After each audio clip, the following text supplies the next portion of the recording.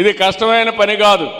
నేను మళ్ళీ అందరికీ చెప్తున్నా, నేను ఆలోచించేది మనం కానీ సిన్సియర్గా ప్రయత్నం చేస్తే ఈరోజు ప్రపంచంలో ఎక్కడికో పోవాల్సిన పని లేదు. నేను అందుకే చెప్పాను, టెక్నాలజీ కానీ మనం నేర్చుకుని think globally, act globally, location is not the constrain. మీ ఊర్లో మీరు కూర్చొని ఒక స్టార్టప్ కంపెనీ పెట్టి నాలెడ్జ్ ఎకానమీలో ప్రపంచానికి సేవలు అందించే పరిస్థితి వస్తుంది. ఈరోజు వర్కింగ్ స్టైల్స్ కూడా మారుతున్నాయి. ఒకప్పుడు ఆఫీస్ అంటే 10 to 5 కంపల్సరీగా ఉండాలి. ఇప్పుడు 10 to 5 ఉండాల్సిన పని లేదు. ఫైల్స్ అన్ని క్లియర్ చేసి పని అన్ని చేస్తే ఆటోమేటిక్గా అయిపోయే పరిస్థితి వస్తూ ఉంది. కొత్త కాన్సెప్ట్లు వచ్చాయి.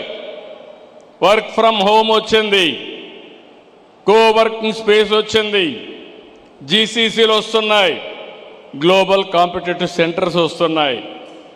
ఇంకో పక్క ఐటీ అనేది మన జీవితంలో భాగమైపోయింది. ఈ విషయం కూడా మీరు గుర్తుపెట్టుకోవాలి. మన సెల్ ఫోన్లో ఎన్ని లాభాలు ఉన్నాయో అవి ఉపయోగించుకోవడం కూడా ఇంకా మనకు తెలియడం లేదు.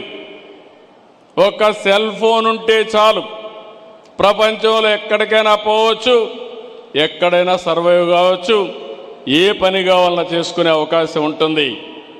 అలాంటి పరిస్థితిలో ఈ నాలెడ్జ్ ఎకానమీలో తెలుగువాడు నెంబర్ 1గా ఉండాలనేది నా ఆశ, నా ఆకాంక్ష. దానికోసం పనిచేస్తాం.